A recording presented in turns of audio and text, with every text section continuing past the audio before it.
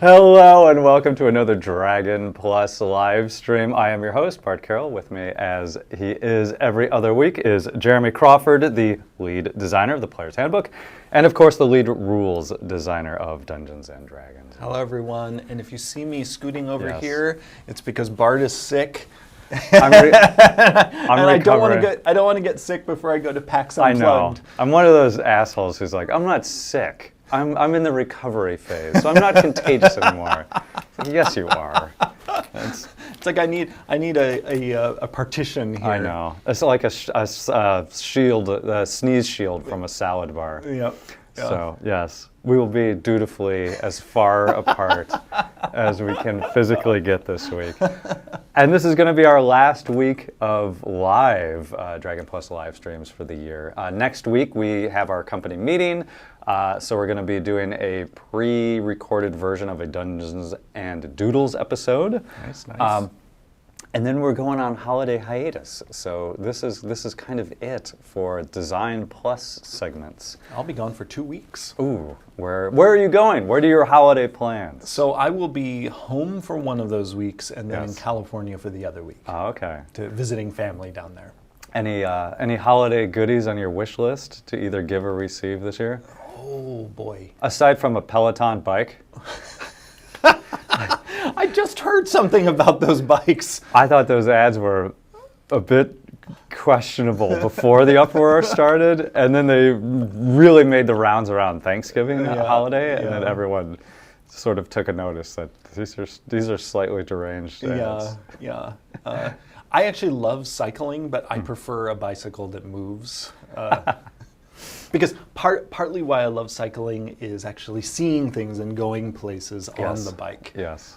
Living in Seattle, I don't cycle like I used to when I lived in California because our weather is kind of it's not always conducive. Yeah, not conducive for going out on your bike unless you like being blasted in the face by rain.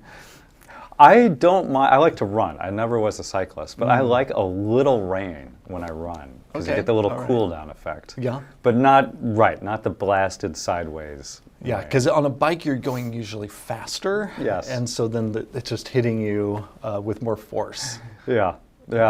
So not the most pleasant of times. Yeah. What about you? Where are you going for the holiday? Well, because he's not watching this, because he's only 6 years old, we're going to be taking Quinn Carroll to fabulous Disney World for the first time. Oh my gosh. At the beginning of December. He's never been to Disneyland or Disney World, so I think he's a bit older than, hey, that is Mickey Mouse, Donald Duck, Goofy, but still, this is an enchanted wonderland.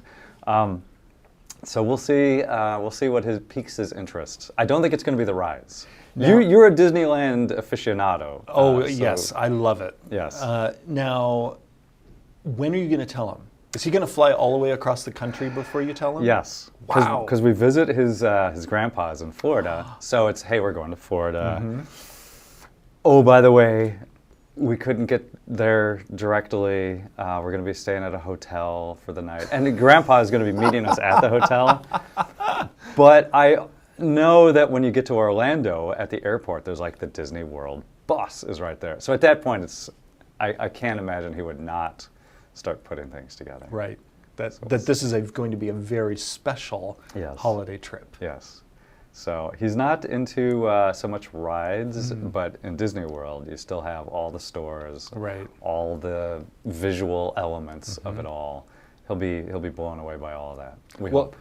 One of the things I love about classic Disney dark rides is really their mobile shows, much more so than their kind of rides. Like the Haunted Mansion is more of an entertainment experience. Exactly. Same with Pirates of the Caribbean. I mean, it has a few drops. Right. You get spritzed a little bit by the water, but otherwise you're mostly watching a robot show. Yes. Yeah. So hopefully he doesn't freak out too much from that. We'll see. We'll see how that goes. So yeah. And how was your Thanksgiving? It was good. I was in Hawaii all of last week. It was mercifully sunny the whole week. I've been to Hawaii before where it rains and rains and rains. But really? Yeah. Oh. But it was really beautiful. Floated a lot in the Pacific Ocean. Did some snorkeling. It was great. Nice. It does sound. And next week, tomorrow. Tomorrow I'm flying to PAX Unplugged. Yes. Where I will be DMing the next episode of Acquisitions Incorporated. When we left the gang last time, they were in Avernus. They ran into the clone of Jim Dark Magic, who is actually the real Jim Dark Magic, according to him. Yes. Or typical clone talk. Or perhaps the Jim played by Mike Krahulik is the clone. But they discovered at the end of the last episode that the real Jim Dark Magic, while he's been in hell, turned himself into a lich.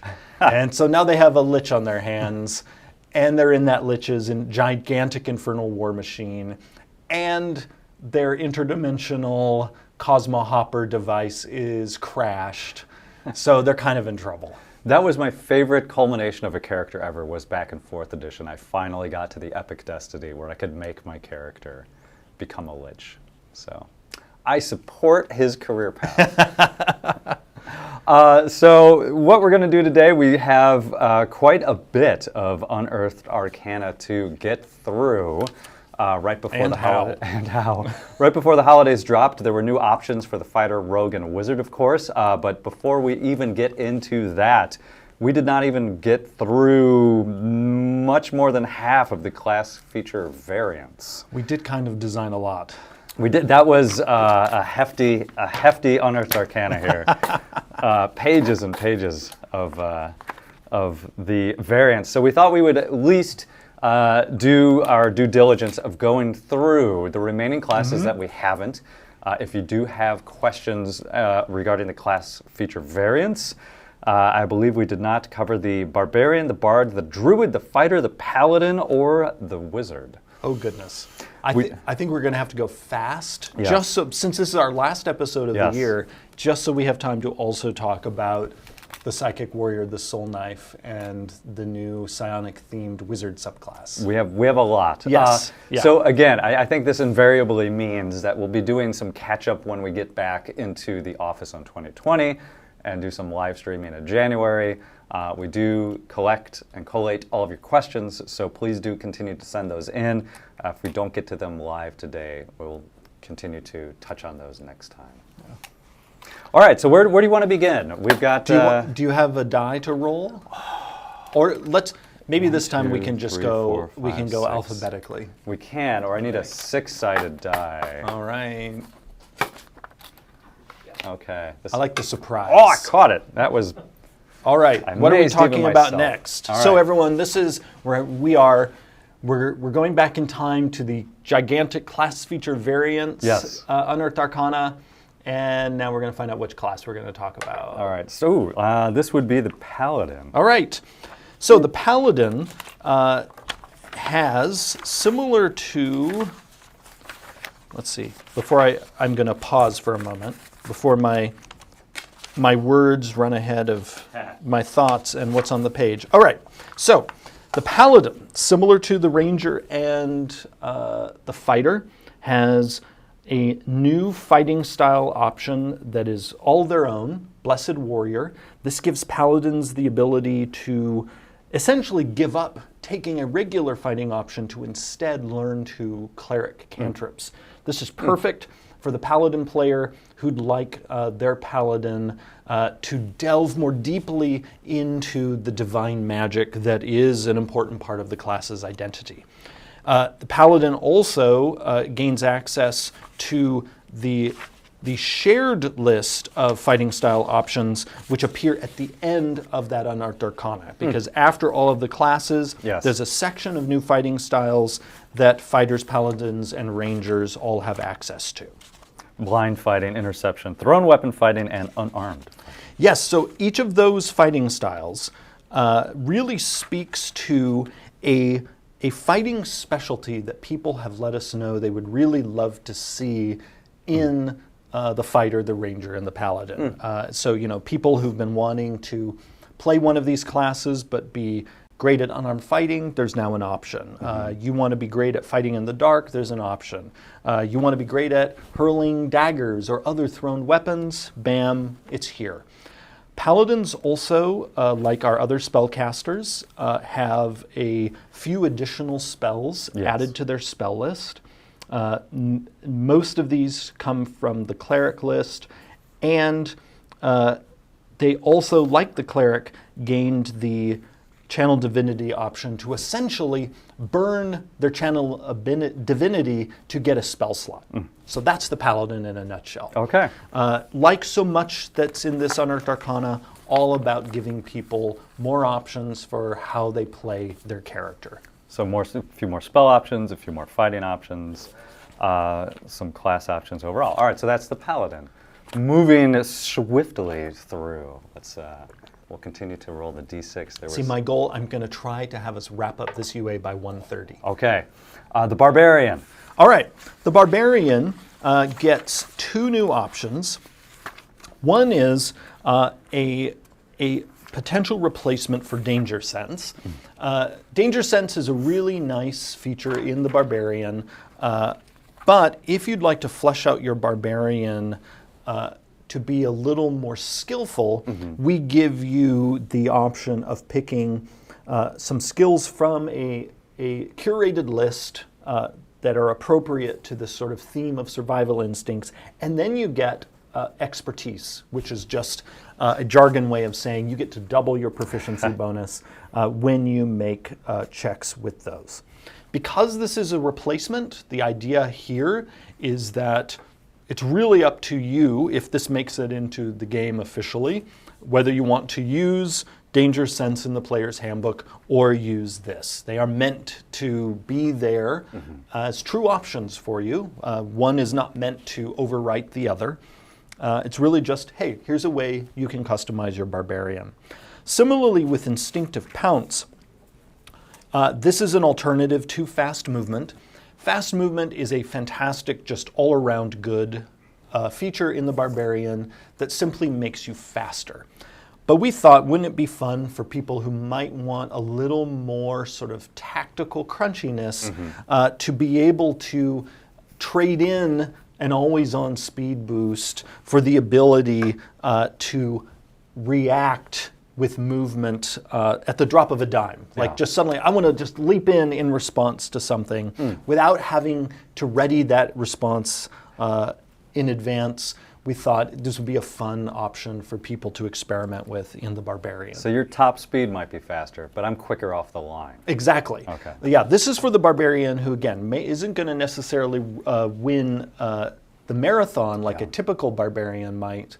Although usually, if all the characters are running in a race and they're just using their class features, no spells, it's it's really going to come down to the Barbarian and the monk. Okay, I was just going to say, they're the speed demons. Who would win in a race? Yeah. And so this Barbarian is trading in that speed for just being Johnny on the spot, being able to respond really quick to leap into action. All right, next class. Let's move along here. Number 2 was the Bard. All right, the Bard has quite a few spells added to their list. Yes, they do.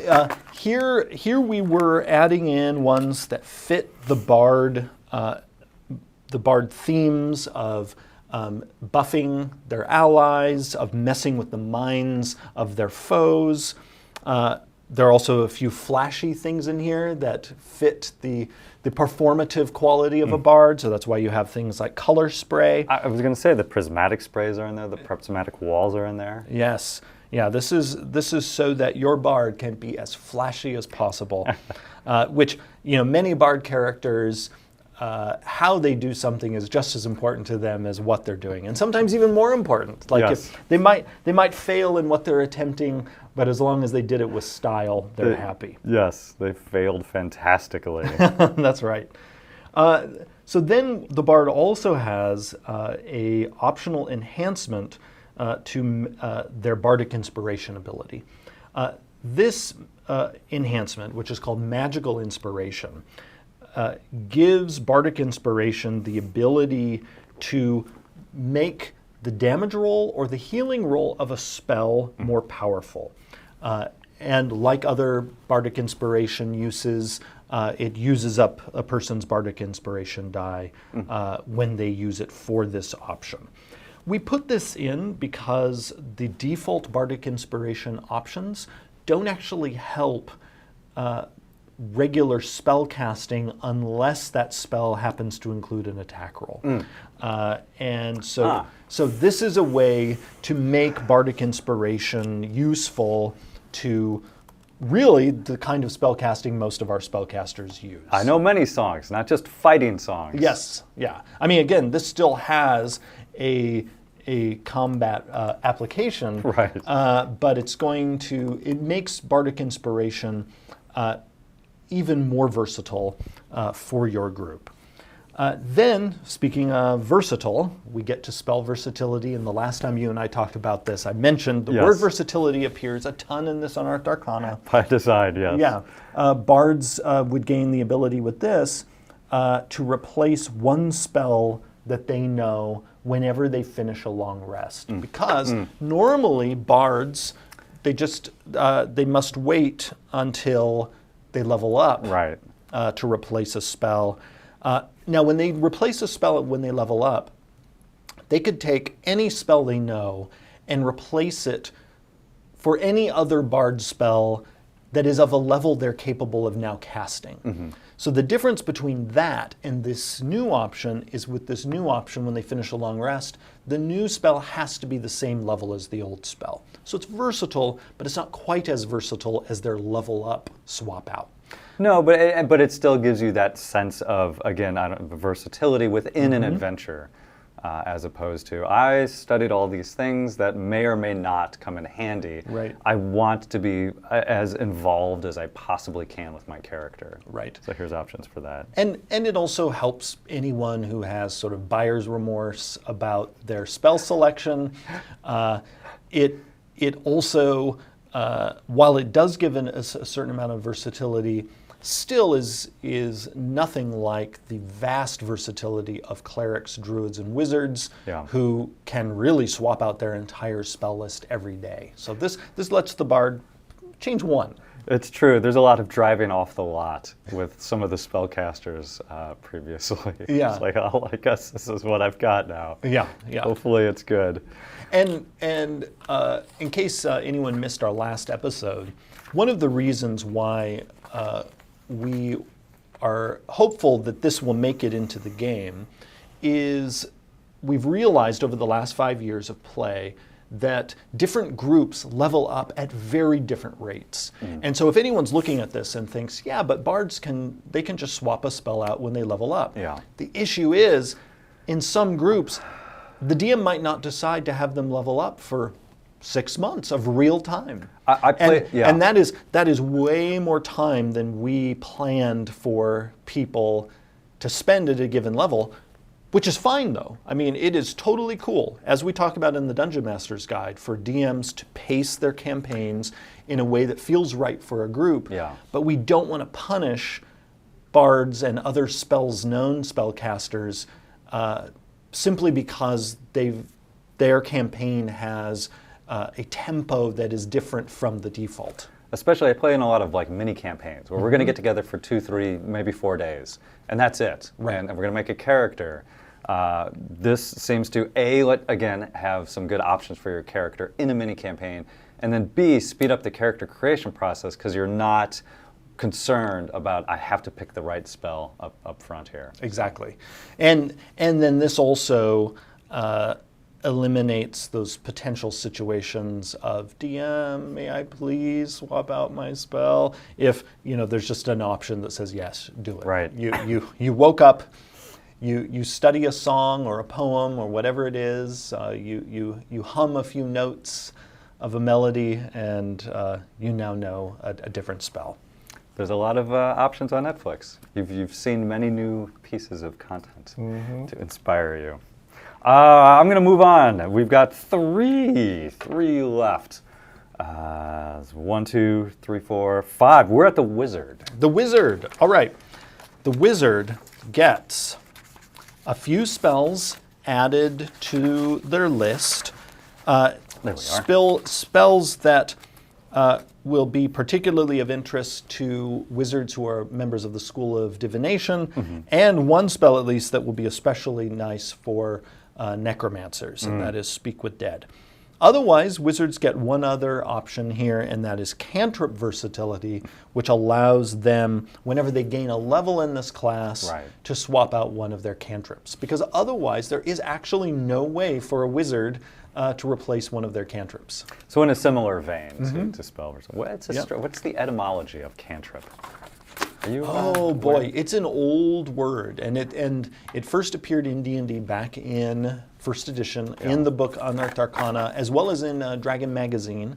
And originally in D&D, they were not at-will spells. That is actually something that's relatively new to the game. They were just a low. They were zero level spells that still used up resource. But we said, let's bring these back, but now make them at will.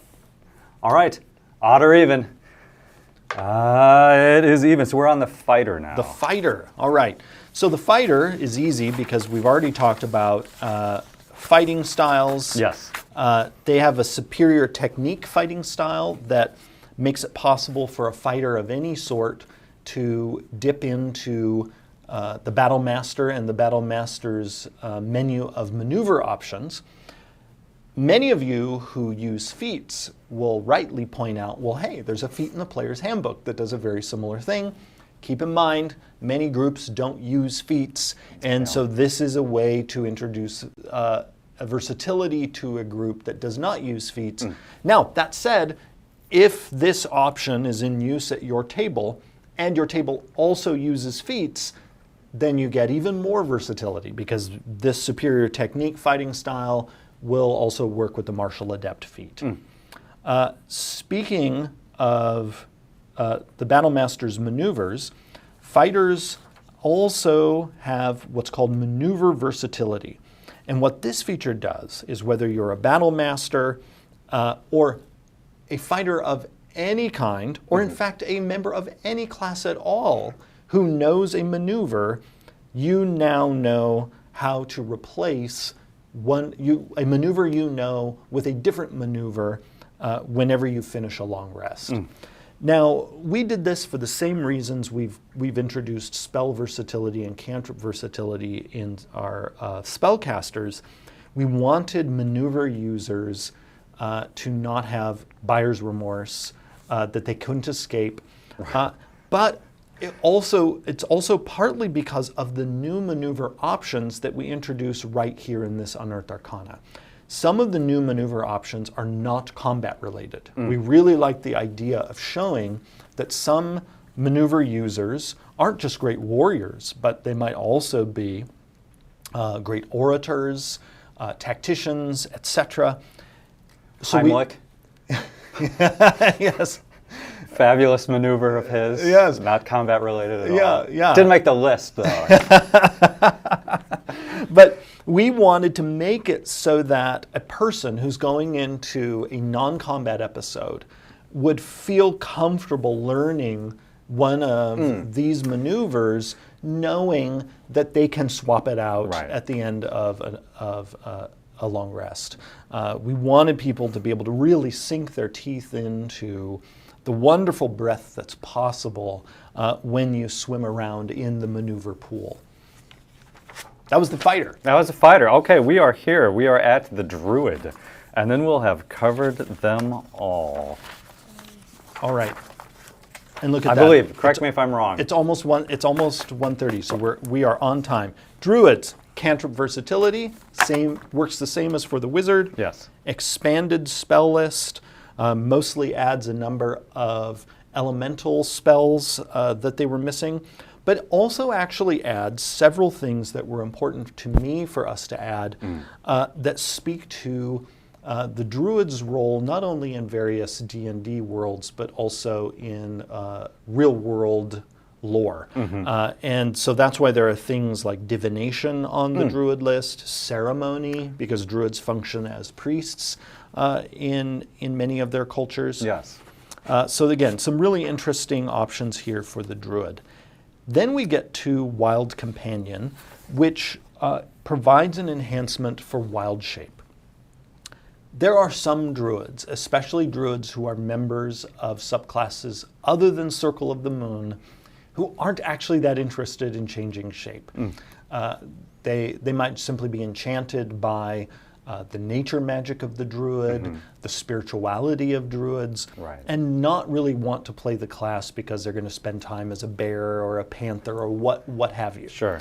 So Wild Companion is here as an option for those druids where they can use their wild shape to, instead of transforming themselves, they can summon up a Fey being who will serve as their familiar using the Find Familiar spell. And we know over the past few years there have been many fans who have requested a familiar-like option in the Druid. And so we thought, well, why not take that hunger and use this resource that all Druids already have, which is wild shape, and let them use it to call a wild spirit to their side. It certainly does seem in keeping with the idea of the druidic class. So, Yeah.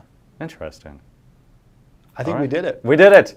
And we are 1 minute before 1:30. So thank you, everyone, for indulging us on our comprehensive walk through the class feature variants. We didn't want to give short shrift to any of the classes, so we have now covered them all.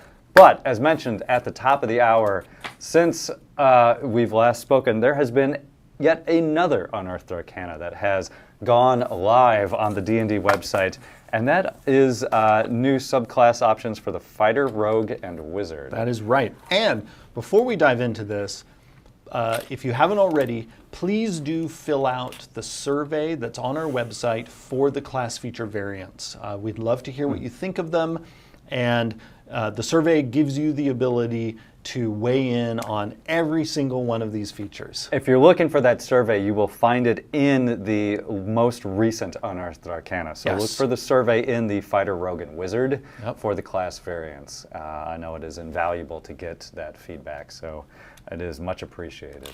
So before we did the class feature variants Unearthed Arcana, we did a series of Unearthed Arcana articles that presented new subclass options for every class in the player's handbook. Well, it turned out we wanted to design some more, and so in the most recent UA, we have a new option for the fighter, a new option for the rogue, and a new option for the wizard. Yes. Now, there is a thematic through line with these three, in that each of these subclasses has something psionic about them. And really, all I mean by psionic is they have things in them that have to do with the magic of the mind. Right. And I make that clarification because the word psionic means different things to different people. Not only D&D fans, but also just outside D&D. Often outside D&D, the word means really just sort of any kind of psychic ability. Within D&D, the term has referred to actually many different things. Every edition of D&D has actually had a different game mechanical take on how psionics work in the game. And I smile because as a youngster trying to get through the first edition psionics at the back of the player's handbook, it just completely unable to grasp what it was. It sounded cool, the things were very interesting, but how it actually functioned was just well beyond me. Yeah. Well, and there were also cases, even in first edition, where there were creatures like mind flayers that had psionic abilities that didn't actually need to interface with that system. So it's funny, even though first edition had that, you could still have psionic abilities that didn't use the system. Right. And then second edition had a different system, and third edition had a different take, and fourth edition had a different take. Yes. This, however, what we did in this Unearthed Arcana is not a psionic system, unlike what's at the back of the first edition player's handbook. Right. These are no more and no less than just subclasses within our existing classes that have a psionic theme. This is a realm we have visited before. We did it relatively recently in the Aberrant Mind Sorcerer, where they even have a class feature called Psionic Spells, and we've talked about this on this show. Yes. But we have, even in the core books, the Great Old One Warlock has psionically themed abilities. And we have monsters in the 5th edition monster manual that have abilities that are explicitly called out as psionic. Right. So if anyone you're curious about that, open up your monster manual, go take a look at the Mind Flayer. That's just one of several examples in that book, and you'll see what I'm talking about. Psionics, it's right there. And usually what that means in 5th edition, if a magical ability is psionic, the sort of the baseline manifestation of that is, well, first, thematically, it hits magic of the mind in some way. And then second of all, unlike other sorts of usual magic use, this psionic power usually manifests without components. So unlike spells where you'll see somebody, doing somatic gestures, uttering magic words, or fiddling with components, typically psionics are not accompanied by those elements. However, there are exceptions. Sometimes we have said that a psionic ability lacks material components, but still might have verbal and psionic components. There's not a kind of one-size-fits-all. What we do is, in each case, like we do for everything in the game, whether it's people using weapons, using arcane magic, divine magic, what some people think of as primal magic, whatever it is, we design it for the particular monster, the particular creature to fit their story. So here we have three characters who have predecessors in some previous editions. The Psychic Warrior has appeared in D&D before, and here we have a fighter who has married psionic might to their martial prowess.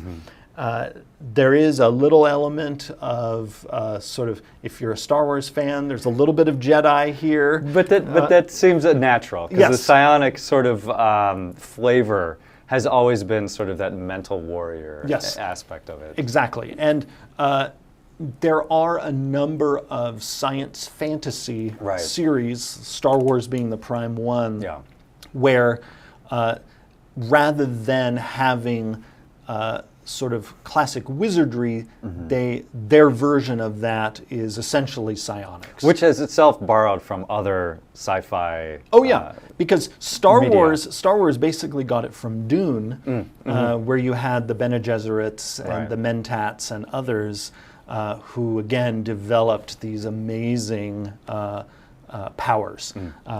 But did Dune have a baby sandworm?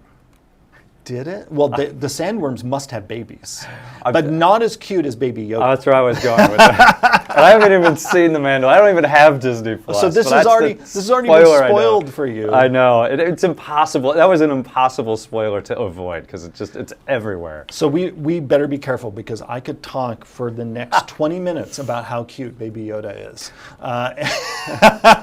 Like I could watch just him drinking soup, which happens in the most recent episode. I have never liked a puppet, I don't think, as much as I like Baby Yoda. See, I'm cheap. So what I'm doing is I'm waiting for the first season of The Mandalorian to complete so that I can do the trial week and binge them all. But unfortunately, you know it's only like $5 a month, right? Yeah, I know. I spent that on Starbucks for a cup of coffee. But, okay, but again, close. Let's talk about the Psychic Warrior before I just think about Baby Yoda and his soup. Hey, it is one of the cutest things you will watch on TV is Baby Yoda and his soup. All right, so the Psychic Warrior is able to marshal this psionic power to, when they first get this subclass, to augment their attacks as well as their defenses.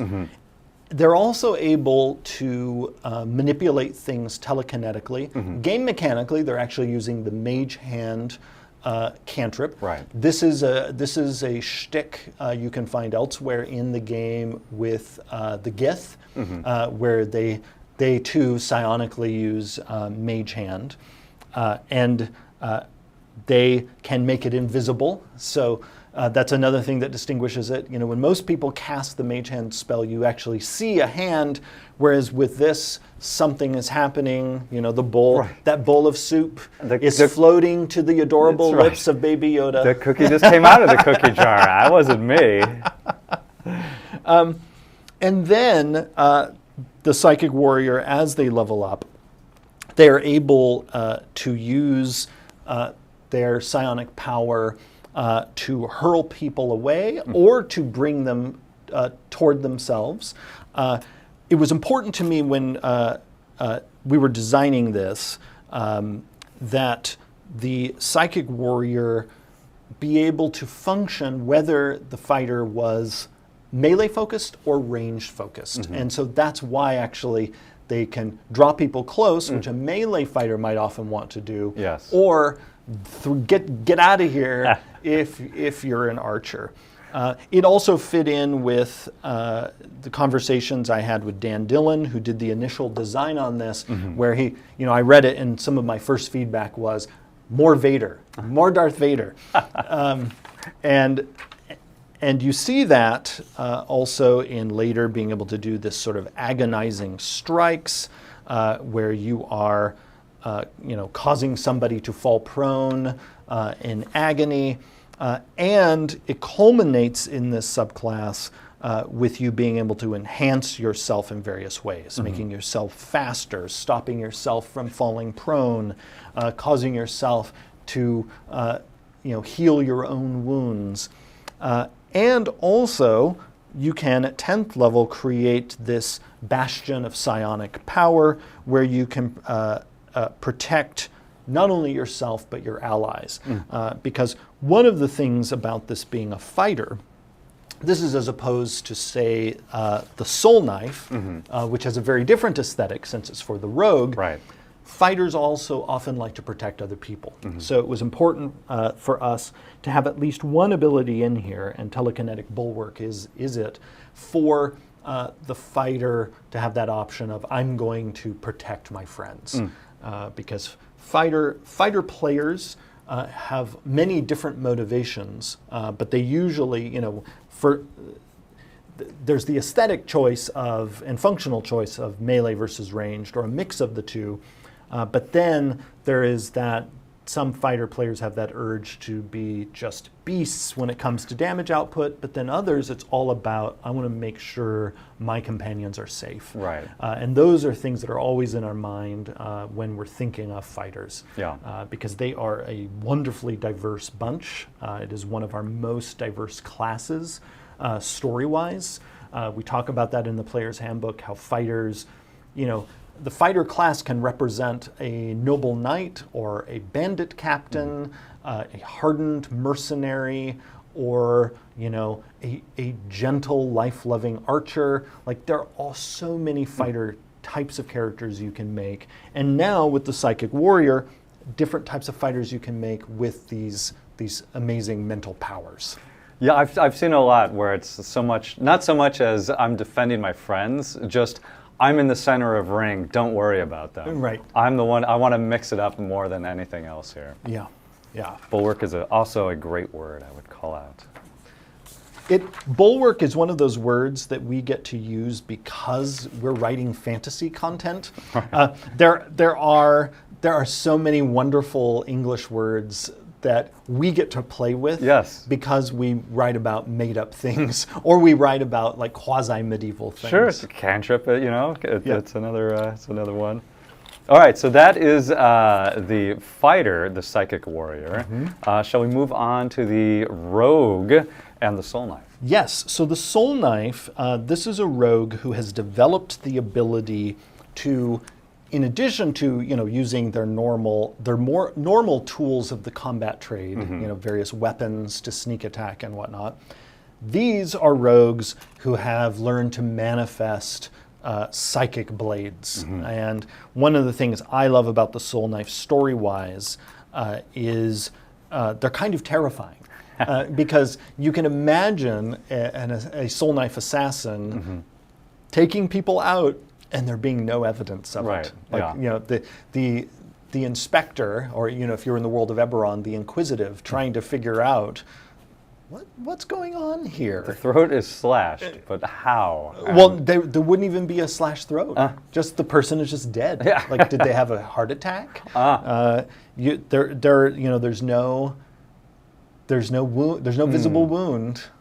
What happened? So these psychic blades can not only be manifested and used in melee, but the rogue also can throw them. So if you want to be hurling, you know, these potentially crackling blades of psychic energy, this is the subclass for you. They then also gain the ability to, and this is touching on a similar theme that you see in the Psychic Warrior, at higher level in the Psychic Warrior than in the Soul Knife, you gain the ability to enhance your own body using your psionic power. You can communicate telepathically, very useful for a sneaky rogue to be able to communicate with people silently. You can speed yourself up, or you can make yourself more resilient. Particularly useful, that latter one, for rogues who insist on going off on their own. Many D&D groups have had the experience of the rogue who, because they're so sneaky, cannot resist going off by themselves. At least this rogue has a way to make themselves maybe survive a little longer than the typical rogue who decides to go halfway across the dungeon without the rest of the party. It's absolutely a perennial DM challenge. Never split the party, because it's easy to keep the things moving around as a group, but the rogue is certainly the class that is apt and you know, in some ways encouraged to do that. So in my recent home game that where we not too long ago had our final session, Chris Perkins played the rogue in that campaign, and I think in almost every single session, his rogue at some point went off by himself and nearly got himself killed multiple times, but he always managed to survive. It's a good challenge, like, hey, how do we do turns in a fair and equitable manner? How do we suspend the concept of you're seeing things and I'm talking to you that the other party members aren't aware of? But we're all in agreement that the rogue is doing this thing. So. I missed it, yes. I missed it completely. The signature psychic blades leave behind no visible wounds. Yes. So they are even sneakier. Yeah, super scary. And going along with this theme of scariness, the Soul Knife has the Terrifying Blade ability at 9th level, where they can literally frighten people with their psychic power. Then at 13th level, they get their Psychic Veil, where they can just basically make themselves not be there. Like, just be in the middle of the room and poof, they're invisible, which is wonderful for a rogue. And then finally at high level, folks coming up for the holidays, family. You know. This is the ultimate magical ability to do the Irish goodbye. I'm a huge fan of the Irish goodbye. Oh, you and me both.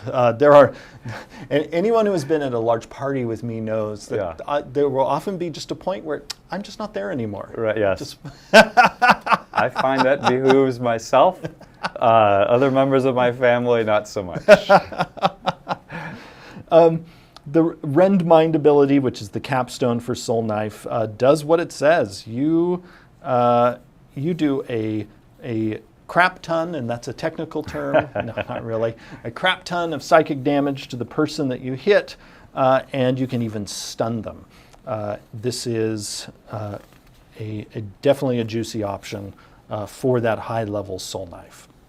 All right. Then we move on to the third and final. The Wizard. The Wizard. Yeah, so the Wizard, this was a fun experiment for us where we wanted to take the Wizard, who is the ultimate student of magic, and consider, well, wizards love to study magic. Right. And just various forms of magical power in the multiverse. So they would naturally be curious about psionics. Sure. And so we as a design experiment, which Unearthed Arcana is a kind of a playground for us to do this kind of experiment. Yes. We thought, how cool would it be to have, the wizard whose tradition, their arcane tradition that they're dedicated to, is the study of psionics. And so the psionics tradition was born, which I know some people online were confused by the name. They thought, oh my goodness, is this a psionic system? Indeed, no. This is simply a wizard subclass called psionics, because wizard subclasses, unlike our other subclasses, some of which are the name of the person, like thief, assassin, wizard subclass names are instead in the mode of like druid subclasses, circle of the moon, school of divination, in this case psionics. It is the thing in the case of the wizard that they are dedicated to in their study. And so what we really wanted to do is marry the psionic aesthetic with the wizardly aesthetic and see how the two play together. So a big part of the wizard, and this actually goes back to something I said earlier, it's typically psionics is not associated with sort of the material things that D&D has often had joined with spellcasting. Right, a spell book, a holy symbol, what have you. But stuff, spell books, components, that's very much a wizard thing. Yes. And so with that in mind, we thought, well, if a wizard was going to be in a psionic tradition, they would have a thing, because wizards are all about stuff. And so that's why we thought it would be great to have them have this psionic focus, whether that's a crystal, an amulet, and we give a number of really sort of flavorful options. Wes Schneider sort of brainstormed a bunch of these. There's even a fun Twilight Zone reference in here where there is a coin that lands on its side. For those of you who like the Twilight Zone show, there is actually an episode where a character gains the ability to read other people's minds when he sees a coin flipped and land on its side. Well, how often does that come up? That the coin would fall on its side and he would be able to read the mind. So he if I remember correctly, because I saw this episode back when I was a kid, yes, he has the mental powers as long as that coin stays on its side. Okay, on its edge. On its edge. Yeah. Yeah. But again, that seems like you'd have to be really lucky for a coin. Oh, sure. Yeah, yeah. No, the idea is the wizard doesn't have to keep it on its edge, but the wizard might have found it on its edge.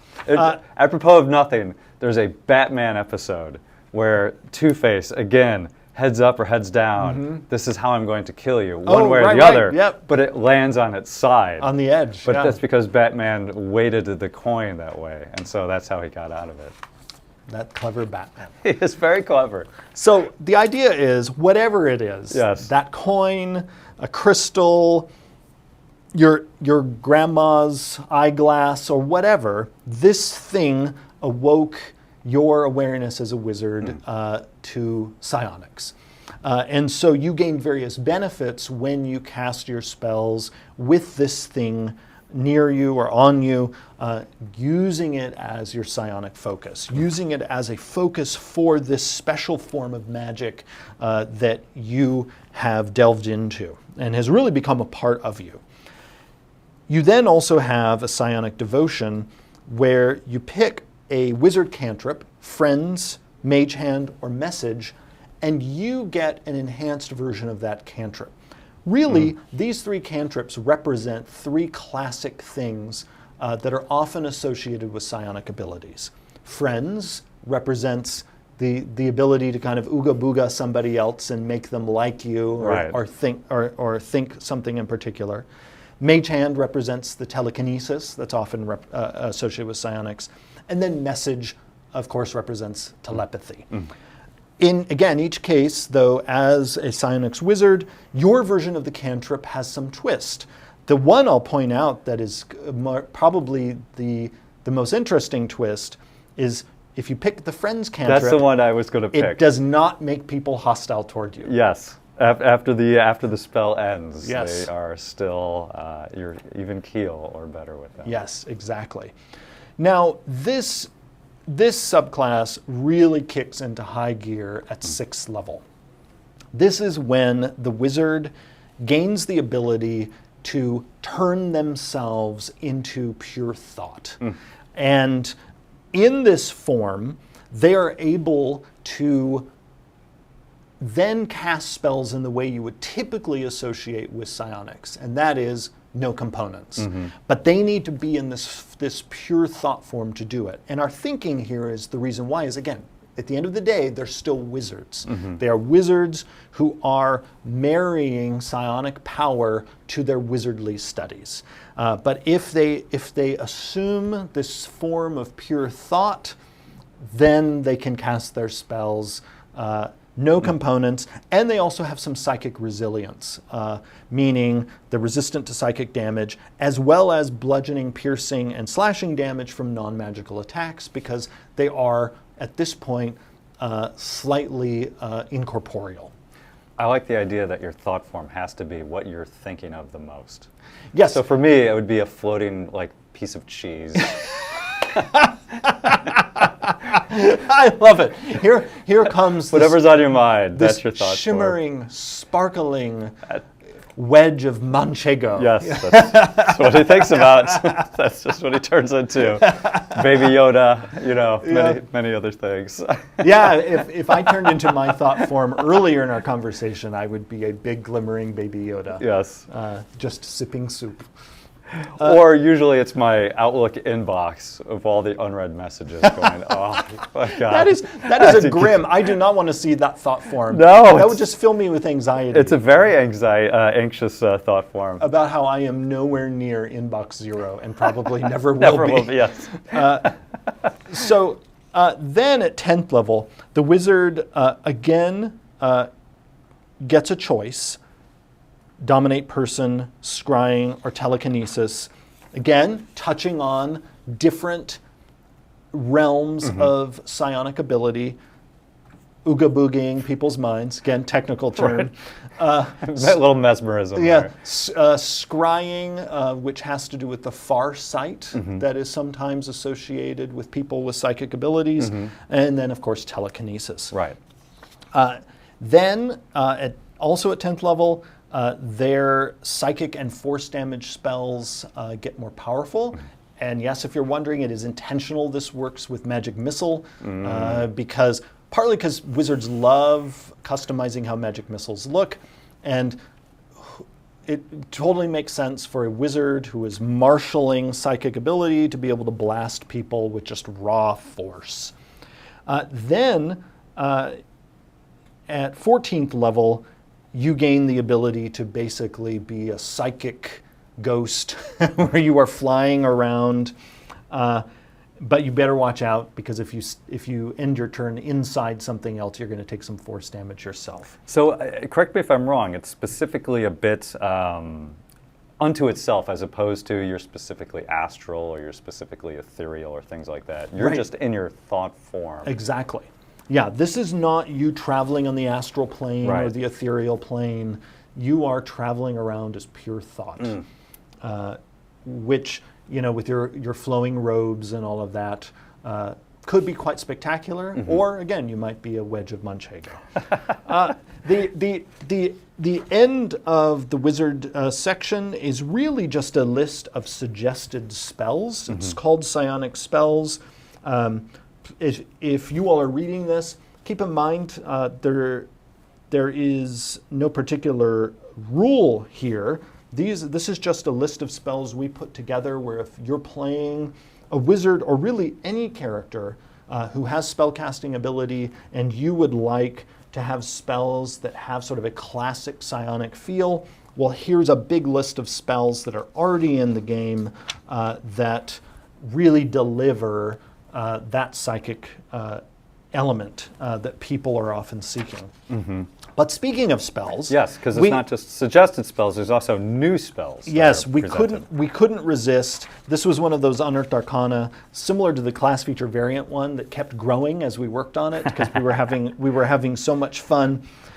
We thought, let's add some more spells, because we felt, and we even felt this when we were working on Xanathar's Guide to Everything, that we wanted some more psychic-themed spells.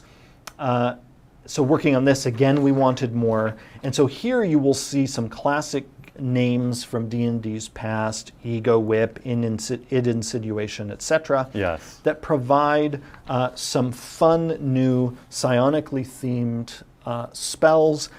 And in case you missed it, when you looked at the UA, even though this Unearthed Arcana is focused on the fighter, rogue, and the wizard, we did say that these spells could appear on the bard, sorcerer, warlock, and wizard spell lists, because there are thematic reasons why any of these spells could be on any of those classes lists.